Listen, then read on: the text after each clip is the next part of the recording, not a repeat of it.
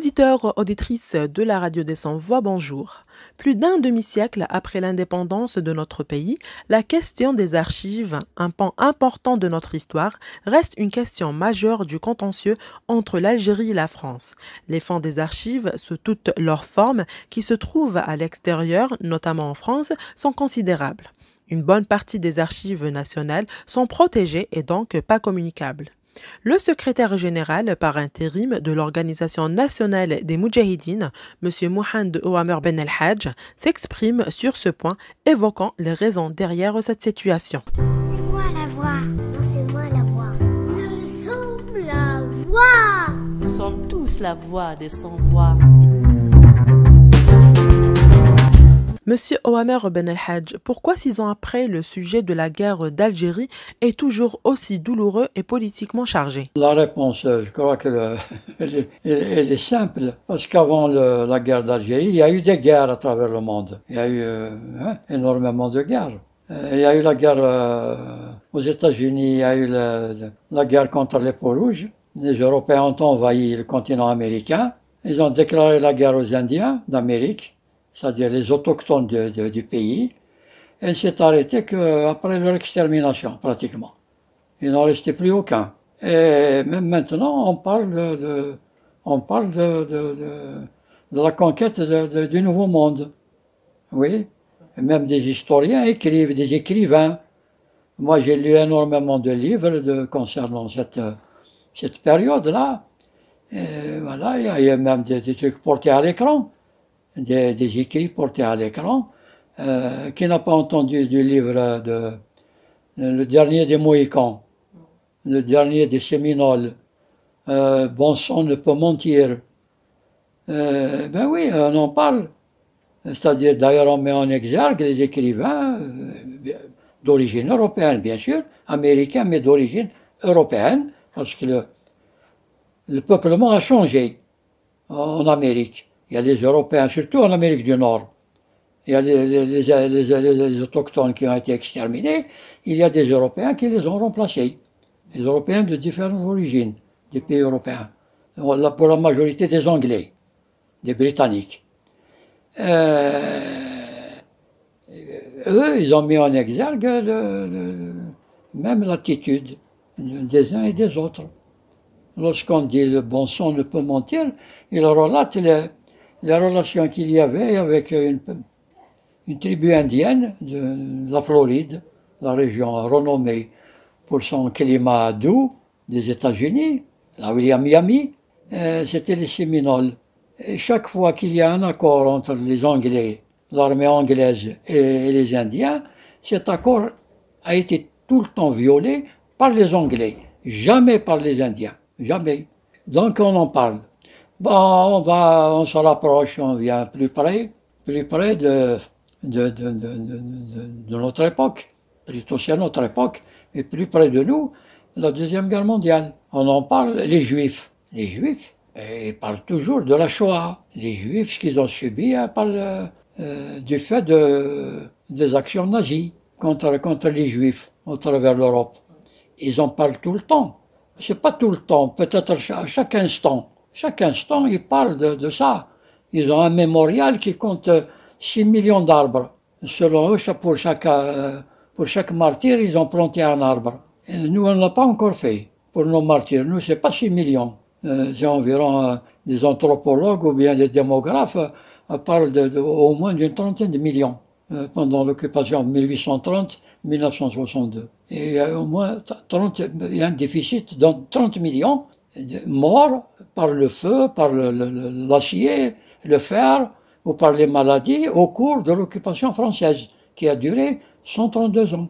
Et donc, on doit en parler encore pendant plus longtemps que les Juifs. Selon leur problème n'est pas important par rapport au nôtre, finalement. C'est nous qui avons subi le plus de malfaits, le plus de crimes de la part de l'occupant français. Voilà, à mon sens, la raison principale, c'est ça. Quelle est la famille qui n'a pas été touchée pendant la guerre d'Algérie? En parlant uniquement de la période de la dernière épopée, celle de la lutte de libération nationale, novembre 54, mars 62. pendant les 7 ans et demi. Y a-t-il une famille en Algérie qui n'a pas perdu un des siens? Il y a des familles même exterminées. Comment voulez-vous qu'on n'en parle pas? Ou que le problème soit oublié? Je pense que c'est ça. Tout ça est dans la mémoire, justement. Dans notre mémoire à nous. Chacun a sa mémoire. Emmanuel Macron a fait un pas en annonçant un accès facilité aux archives classifiées datant de plus de 50 ans, notamment celles sur la guerre d'Algérie. Mais pour plusieurs historiens et archivistes, ces nouvelles mesures n'entraîneront pas de réelles avancées. Ils réclament surtout une application de la loi du Code du patrimoine. Que pensez-vous de cela?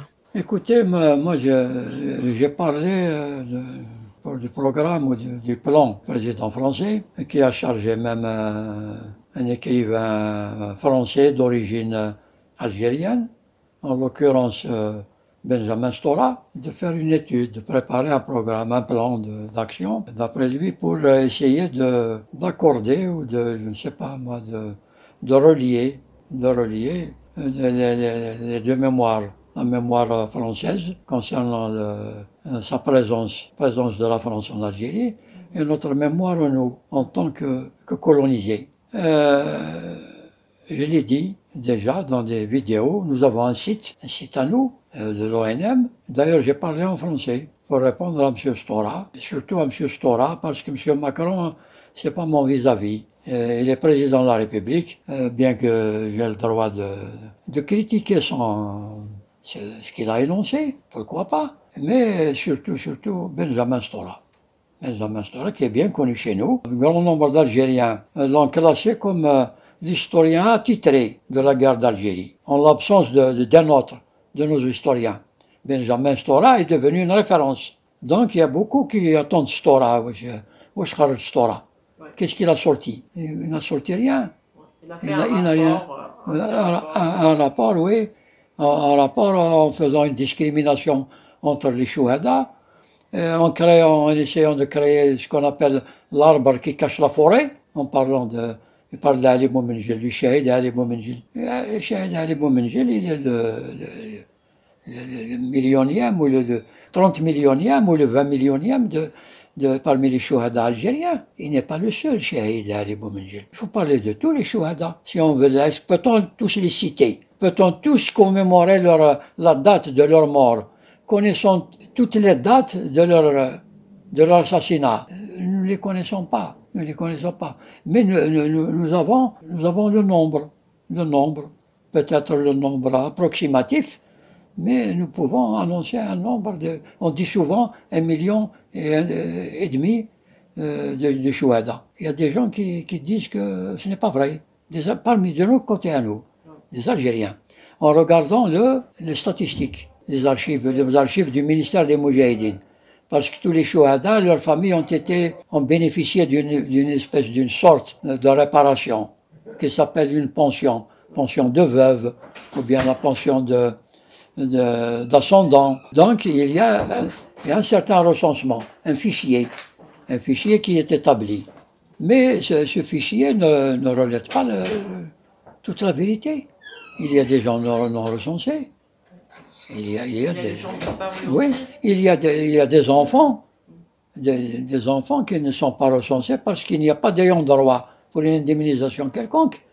Il y a des décès dus aux privations, dus à l'internement, dans des camps de ce qu'ils appelaient les hameaux stratégiques. Parce que nous savons tous que les Français, ils ont fini par rassembler la population pour la couper des Moudjahidines, des Djebel, en camp. Ils ont fait l'expérience en Indochine, ils les appelaient en Indochine les hameaux stratégiques. En Algérie, ils les appelaient les camps de regroupement. Ils parquaient les gens, ils les rassemblaient autour du fil barbelé, des postes de surveillance militaire pour les sorties et les entrées, y compris le ravitaillement et les rationner. Le malade, il meurt à l'intérieur du camp. Et il n'y avait pas de prise en charge pour les soins. Il y a énormément de gens qui sont décédés et qui ne figurent pas au fichier des Moudjahidines. Ils ne sont pas là. Pas du tout. Donc le chiffre de 1 500 000 chouhada est erroné. Il est erroné, tout à fait erroné. Il y a beaucoup plus que ça. Alors, pour revenir à la case départ, les Français, à mon sens, et au sens des Moudjahidines, nous qui connaissons, nous sommes maintenant parmi ceux qui connaissent mieux la France. Pourquoi? Parce que nous sommes au haut de la pyramide des âges. Nous sommes les plus vieux maintenant du pays. Nous sommes les plus vieux. Moi, je vous parle, j'ai 91 ans. 91 ans, et le plus jeune parmi nous, il a 80. Nous avons vécu l'époque coloniale, l'époque de la guerre, et l'époque post-indépendance. Nous sommes encore là. Bon, là, nous sommes encore là, on ne sait pas quand nous allons rejoindre nos camarades. Nous connaissons les Français. Ils veulent tout simplement nous faire un lavage de cerveau. Un lavage de cerveau pour qu'on oublie. Ils cherchent à ce que nous oublions, notre passé, ce qu'on a subi de par l'occupation française. Mais absolument, mais c'est tout, c'est tout. À partir du postulat qu'ils avaient même fait voter une loi en 2005, février 2005, sacralisant, si l'on veut, peut-être c'est le terme qu'il faut, c'est à peu près, peut-être il est trop religieux, mais c'est à peu près ça, sacraliser la présence française pendant 130 ans en Algérie. Ils disent qu'ils avaient créé le pays, notre pays, l'Algérie a été créé par la France, et c'est ce qu'ils proclament. Ils nous ont civilisés, nous étions des sauvages assimilés à des animaux, et ils nous ont soignés, ils nous ont construit des hôpitaux. Or, tout ça, tout ce qu'ils ont fait, ils l'ont fait pour libérer le sol d'abord, pour changer le peuplement, comme l'ont fait, je l'ai dit tout à l'heure, les Européens en Amérique. C'est ce qu'ils voulaient. Ils voulaient une colonie de peuplement, l'extermination du peuple algérien pour le remplacer par un peuple européen. Européen, c'était ce qu'ils voulaient. Ils ont construit des routes pour pénétrer le pays, pour gérer les ressources minérales ou autres du pays, ou stratégiques, pour que leur armée passe. Ils ont créé des hôpitaux là où il y a l'élément européen. Il n'y avait pas d'hôpitaux partout en Algérie. Non. Ils ont créé des écoles là où il y avait les Européens. L'électricité, on retrouve l'électricité, on suit les poteaux. Ils arrivent là, ils passent au-dessus des mechtas, des mechtas qui ne sont pas électrifiés. Et il va pour alimenter une ferme de colons, une simple ferme, une famille. L'électricité pour les Européens, l'eau courante, c'est la même chose. S'il y a une conduite d'eau, elle vous mène à un domicile d'un Européen, des douars entiers enclavés pour qu'ils arrivent à une route de colonisation.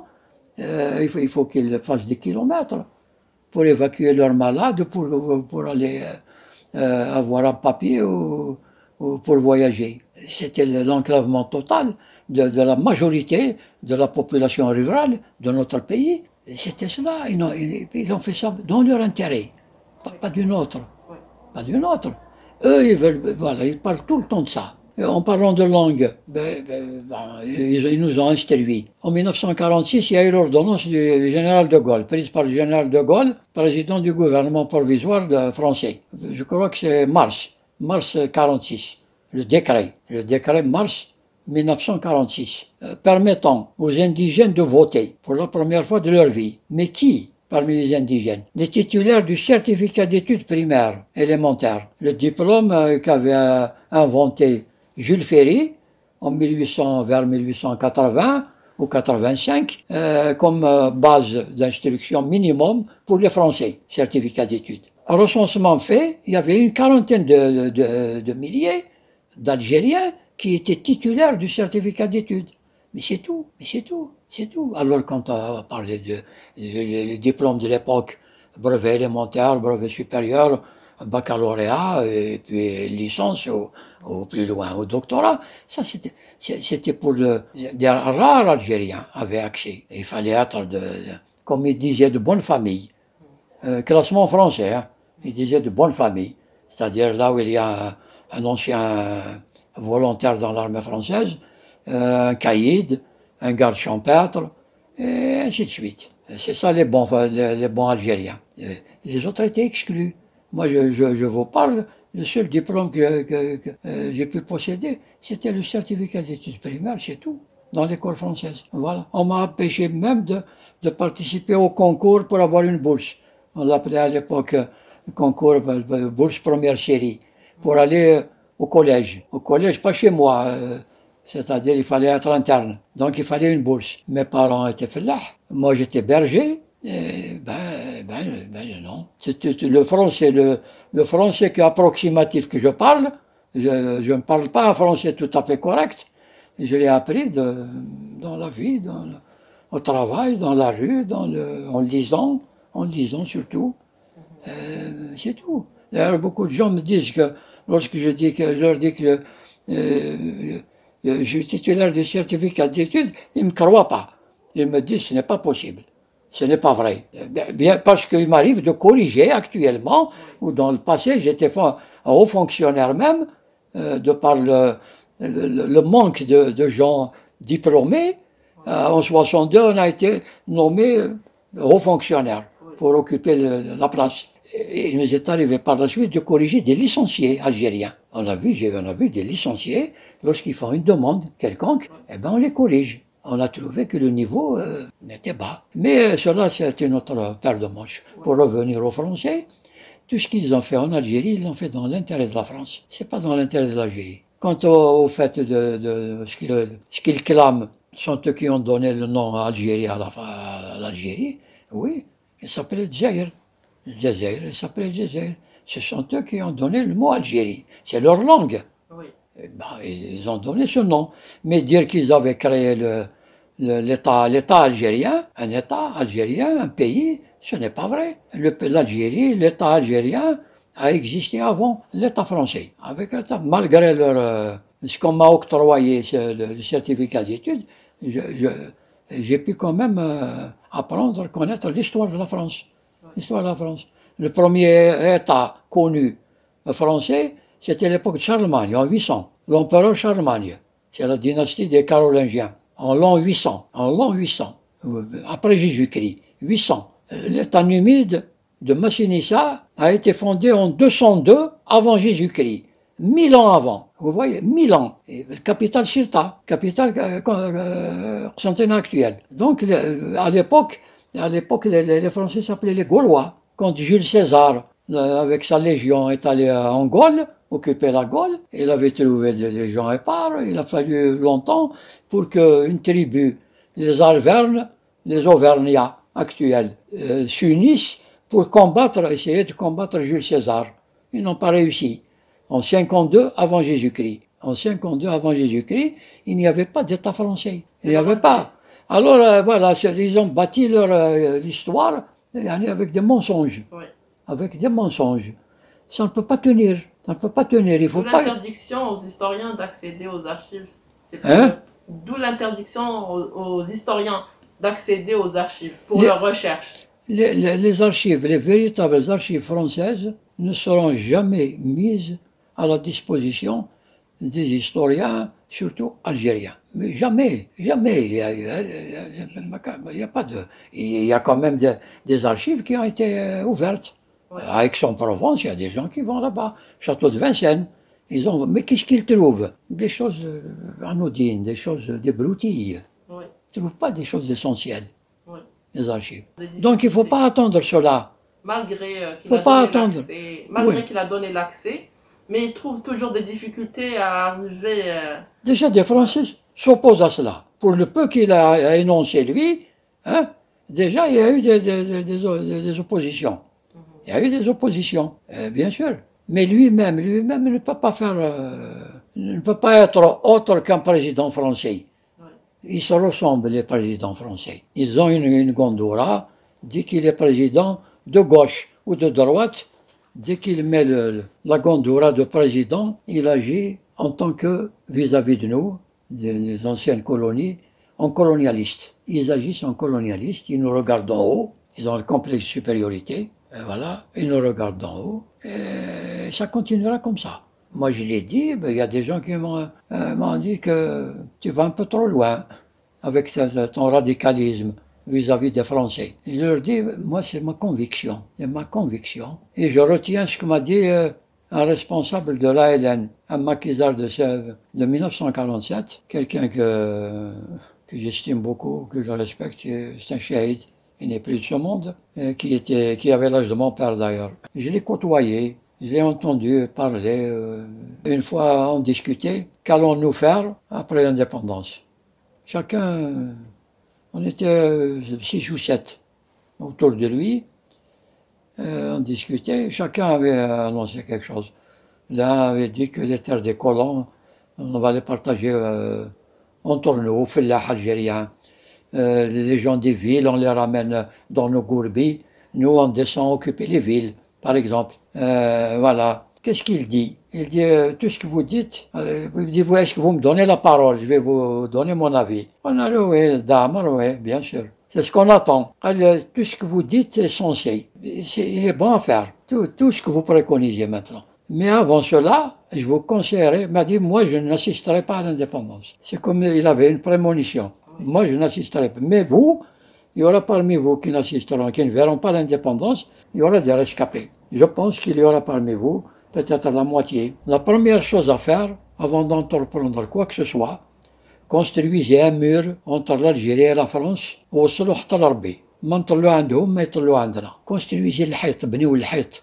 Il a dit bien sûr بالقبائلية. بنوا الحيط, سيو تترمض ربي, ورزن تشوالين ولا تشوالين. قال c'est la condition de réussite. Si ce mur n'existe pas, ça ne marchera pas. Et bien maintenant, chaque fois, je me remémore ce qu'il a dit. La sentence elle est tout à fait valable pour moi. Les Français ne veulent pas nous laisser tranquilles. Et ils ne nous laisseront pas tranquilles. Voilà. Parce que ce mur n'existe pas. Lorsqu'il dit le mur, il parle, ça ne veut pas dire avec des maçons imaginaires, mais voilà. Pour chaque Algérien, se disent que Karoua, Yani, soit convaincu que ما كاش الخير avec ceux d'en face. ما عندهمش الخير. Qu'ils disent n'importe quoi, الإنسان ما يمنهمش. Donc, هذه la question de mémoire. Nous avons une mémoire à nous. Entretenons-la, notre mémoire. Nous voulons écrire notre histoire, نكتبوا avec l'aide de notre mémoire. La mémoire à nous. خلينا من la mémoire تاع فرنسا. La France ne nous laissera jamais voir les rapports de ces soldats, de ces unités militaires, envoyés tous les soirs, pendant 7 ans et demi, là où ils inscrivaient les noms des flagas, comme ils disent, des hors-la-loi abattus, ou bien des terroristes tués. Mais on ne les trouve jamais. Qui a trouvé ces listes chez eux? Dans ce qu'il y a de public, rendu public, ouvert au public, à Aix-en-Provence. Rien, absolument rien. Peut-être on va trouver des chiens écrasés, c'est tout. Alors, c'est malheureux que des Algériens attendent les archives, que la France ouvre ses archives pour connaître ce qui s'est passé en Algérie. Alors, si on s'en tient au contenu des archives qu'ils vont nous offrir, nous allons retrouver qu'on devrait indemniser les Français. Voilà, il ne faut pas que les gens marchent dans cette combine. Oui, parce que les historiens tiennent toujours à avoir l'accès. Ils disent aussi à ce que... Maintenant, les historiens, l'accès... Moi, je leur donne raison lorsqu'ils disent ils veulent l'accès aux archives algériennes. Voilà. Nos archives à nous. Voilà. Là, oui. Oui, c'est par rapport à ça, c'était ma question. Là, oui. Non, nos archives à nous. Les archives à nous, oui. On ne doit pas les cacher. Voilà, c'est par rapport à ça. Non, mais les archives françaises... Voilà, mais par rapport à nos archives à nous. Nos archives à nous. Qui se trouvent chez eux. Voilà. Nos archives à nous qui se trouvent chez eux. Non, mais malheureusement, non, je parle de nos archives qui sont chez nous, d'abord. D'accord. Nos archives à nous, il faut qu'elles soient ouvertes. Nos archives à nous, qui sont là, chez nous. Quant aux archives à nous qui sont là-bas, est-ce qu'elles sont répertoriées? Parce que le drame, c'est ça le drame. On peut réclamer quelque chose de répertorié. Voilà, monsieur, vous avez ceci et cela. Or, il n'y a pas eu l'état des lieux. Il n'y a pas eu d'état des lieux en 1830, ou bien en 1962, Karahou. Il n'y a pas d'état des lieux. Ils ont pris tout ce qu'ils voulaient prendre. Il y a n'importe quoi. Le Khourda, voilà ce qu'ils voulaient. Les plans des égouts d'Alger, la ville d'Alger. Pour que le métro réussisse, pour faire des tronçons de métro, il a fallu qu'une entreprise française vienne achever les travaux. Il faut qu'elle vienne achever les travaux. Une société française de travaux. Parce qu'il a eu accès là-bas. Parce que ici, ils font c'est souterrain. Oui. Ils creusent, des fois, et il tombe, je ne sais pas, sur de l'eau, sur une roche trop dure. Il n'y a pas d'études du sous-sol. Oui. Les études du sous-sol, et surtout le passage des égouts qui vont d'Alger, elle est construite sur le flanc d'une montagne. Oui. Des égouts qui vont de haut vers le bas. Oui. Mais où sont passés ces égouts? Les services de la voirie d'Alger ne connaissent pas tout. Ils ne connaissent pas tout. Ils n'ont pas les plans. Ils n'ont pas les plans. Et autre chose, des études faites pour de grands projets, des projets de barrage, avec le plan de Constantine, comme ils l'appelaient. Ils ont fait beaucoup d'études économiques. Mais qui nous les donnent. Parce qu'en ce qui concerne la guerre, les méfaits de la guerre, inutile de réclamer quoi que ce soit. Ils ne nous donneront pas ce que nous voulons. Nous voulons qu'ils nous donnent. Jamais. Nous n'aurons jamais cela.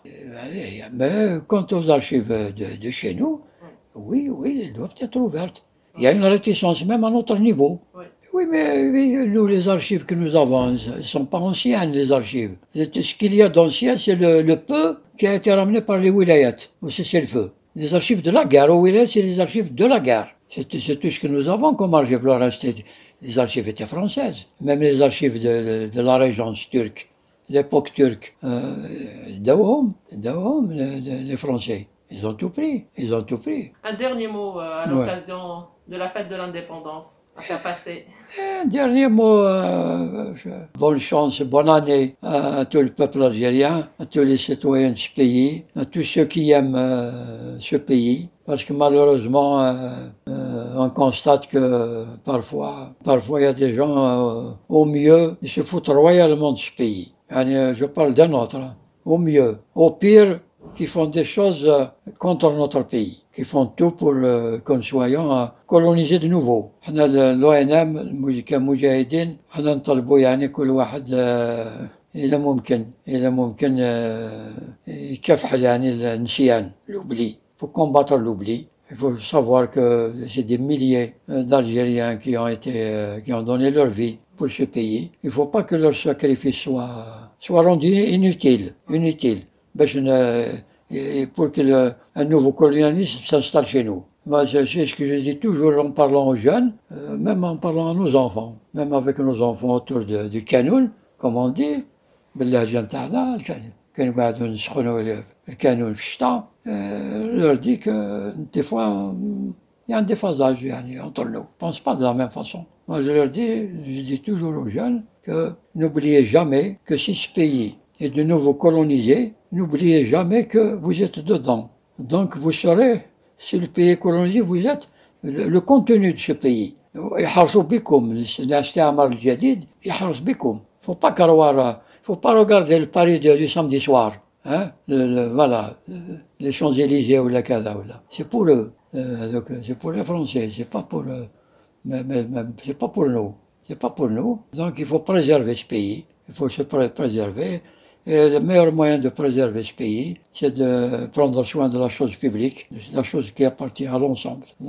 Éviter d'avoir l'esprit avec individualiste, personnel ou l'intérêt personnel. Il faut penser un peu à l'entourage, à la famille bien sûr, et au pays. Ce sont cela les valeurs d'antan, Bekri. La misère, on se la partageait, même la misère. On se partageait même un bout de pain. وصلنا للوقت وين احنا كل واحد طاق على من طاق. وصلنا للوقت même وين نشكروا الناس مثلا لي فولور. نقولوا هذاك قادر هذاك. ان فولور il est devenu يولي شخصية كبيرة. quelqu'un d'honnête يولي حبس. يعني سي مالورو d'arriver là. ونتمنى الخير لهذه البلاد ويرفع علينا الهم هذا نتاع كورونا. هذا كملنا enfin on n'est pas les seuls. C'est planétaire على كل حال. العالم كل نطلبوا pour toute la planète يروح الهم هذا نتاع l'ennemi invisible, تكون la paix, الهنا والصحة pour tous. والسلام. Merci beaucoup, monsieur Mohamed Amar, pour cette interview et de m'avoir reçu à votre bureau. Yatek Saha. Merci.